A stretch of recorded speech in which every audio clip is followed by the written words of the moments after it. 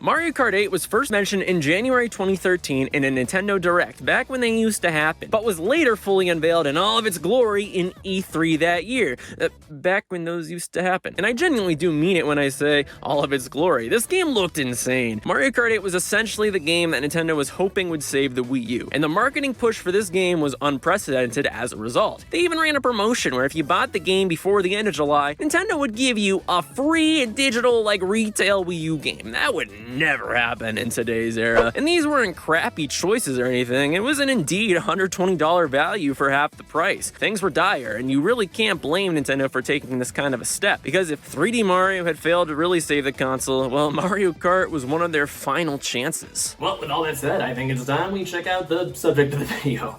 I remember getting this game at launch at a friend's house, and it was just amazing. I'm not going to build tension. This game was amazing.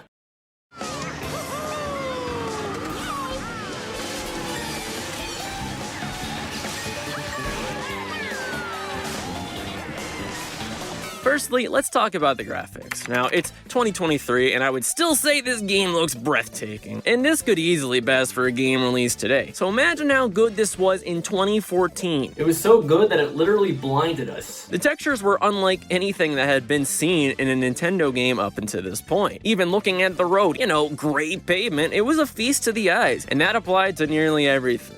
Water, the grass, the snow. There's so much love and care sprinkled into the details too. For example, there are skid marks on the tracks following your first lap. We literally can't ask Nintendo for anything ever again, okay? And whatever lighting engine this game uses is just downright breathtaking. Wario Mountain, for instance, really feels like a day you started skiing at 6 a.m. for. And I've never even gone skiing. Bone Dry Desert, despite being one of the weaker tracks, gives off such a unique atmosphere and vibe. As someone who's been to San Francisco numerous times, I don't know what it is, but Toad Harbor, which is based off of that, just feels like you're right there. Nearly every track is complemented with detailed backgrounds too, with lots of cheering NPCs. Some of them come straight out of Paper Mario, but besides that, it's so wholesome to see these Toads and Yoshis dancing for you. You know what? I'm not gonna let you down. There are signs and Easter eggs up the wazoo. I can't possibly mention them all, but there are so many references to past games and characters that honestly, Mario Kart 8 feels like a celebration of Mario as a whole. This is all helped by the fact that this game runs as smooth as butter.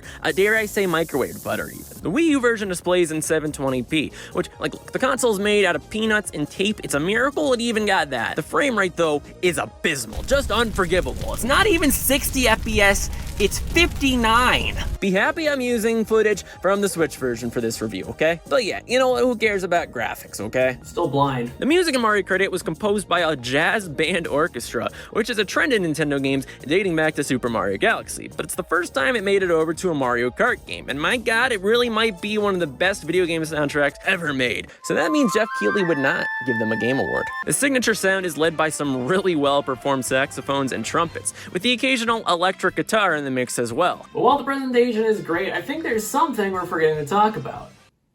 Pink Gold Peach? Antigravity. Look, it's on the goddamn box art. This is Mario Kart 8's biggest, newest addition. Well, you know what? I can't even fault you if you didn't realize it looking at normal gameplay. Because to be honest, it doesn't always add that much to the actual track design. To some degree, it feels like this was added because this is a sequel to Mario Kart 7, which introduced 2 new types of racing.